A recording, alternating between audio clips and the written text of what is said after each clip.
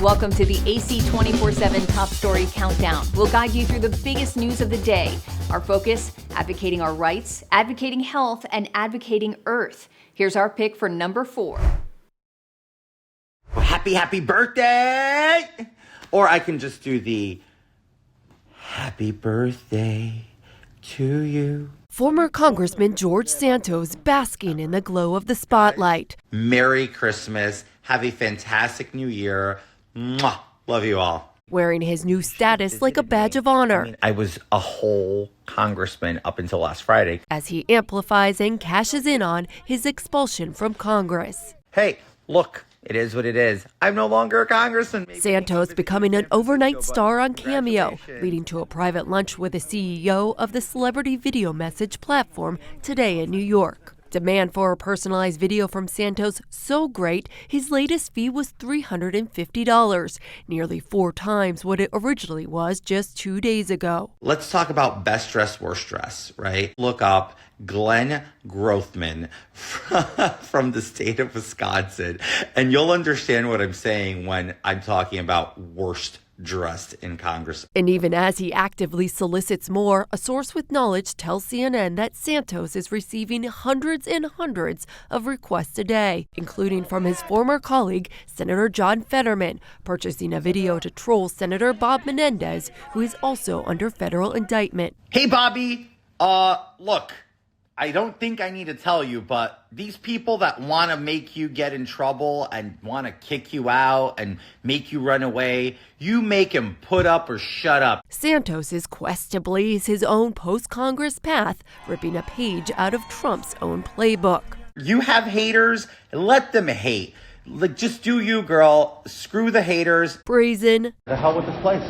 Defiant. I'm going to make a funny post about roasting Mr. I am former principal and I thought fire alarms open doors, Jamal Bowman, which I think should be expelled from Congress next. And bitter, threatening to name names and take down some of his former congressional colleagues with him. Now, if the House wants to start different precedent and expel me, that is going to be the undoing of a lot of members of this body, because this will haunt them in the future. Santos going after 4 House members since his departure from Congress, threatening to file ethics complaints against them. All this as Santos leans into the mockery. Everyone, stop assaulting me. I'm being assaulted. This entire country has been bullying me just because I'm a proud gay thief. Norman Lear is the man behind some of television's most memorable characters. George Jefferson, Willona Woods, and Archie Bunker. His countless shows, like All in the Family, pushed the cultural boundaries of race, class, and politics in the 1970s. I'm up to here with Watergate. I'm drowning in Watergate. Oh, actually, the whole country's drowning in Watergate. If it encouraged people to talk, I think that's altogether good.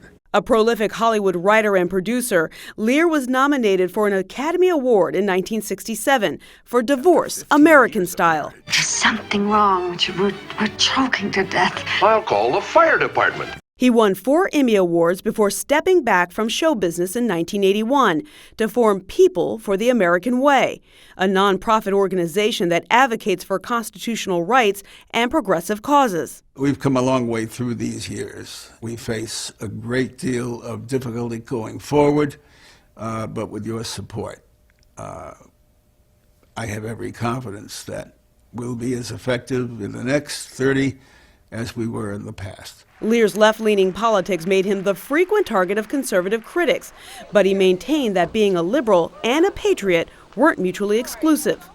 In 2000, the World War II veteran bought a rare copy of the Declaration of Independence and sent the document on a nationwide tour for Americans to view. When you vote, whether you think that one single vote will matter or not in the big count, it matters because you did something. Lear was passionate about his political work, but his Hollywood instincts never left him completely.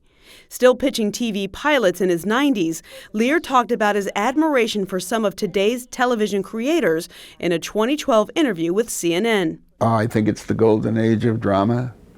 I think drama is, I can't get over how much good drama there is. I think there's a lot of good comedy too. I am crazy about South Park and the giant chances they take. I love Seth MacFarlane and his work. I mean, there's some gutsy stuff going on there. After a 22-year absence, Lear returned to TV in 2017 with the revival of One Day at a Time, a remake of the revered comedy he produced in 1975. Thanks for an unnecessary yet super fun conversation with Alex, by the way.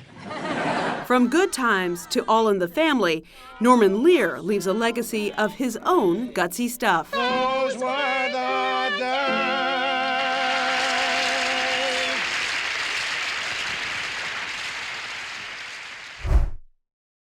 Thank you for the moment. Fighting anti-Semitism on campus took center stage Tuesday as the heads of 3 major universities testified before a House Education Subcommittee. A common theme was clear right out of the gate. I have sought to confront hate while preserving free expression. We need both safety and free expression for universities and ultimately democracy to thrive. In addition to my duties to keep the campus safe, I must, at the same time, ensure that we protect speech and viewpoint diversity for everyone. The challenge, keeping free speech from fostering hateful actions. Free speech does not permit harassment, discrimination, bias, threats, or violence in any form. Harvard, UPenn, and MIT are not alone in experiencing a rise in on-campus anti-Semitism in recent weeks. At other schools like Cornell, George Washington University, and Tulane, recent anti-Semitic incidents have also made national headlines. The university presidents testifying Tuesday insist they're committed to safety and inclusion for all students. When speech crosses over into conduct that violates our policies, we do take action. We will never, ever shrink from our moral responsibility to combat anti-Semitism. It's not going to be fixed overnight, but we are in the process of working on it and hopefully tamping down anti-Semitism in America once again. After almost a year of intransigence, the conservative senator from Alabama finally gave in, for the most part. Republican Tommy Tuberville today released the bulk of his holds for Senate votes to confirm military promotions. I'm releasing everybody. I still got a hold on, I think, 11 four-star generals. Everybody else is completely released from me. There were more than 450 nominations for military promotions that Tuberville had held up. Most of them were approved this afternoon. Without objection. But the Pentagon says it remains concerned about the four-star generals and admirals who still can't get their promotions. All of those positions obviously are key senior leadership positions, to include the vice chiefs of the various services, the commander of U.S. Pacific Fleet, the commander of Pacific Air Forces, commander of Air Combat Command. Some of the promotions that Tuberville had blocked included officers who would be important U.S. commanders in the Middle East. Critical, especially now that the U.S. has ramped up its military presence in the region during the Israel-Hamas war.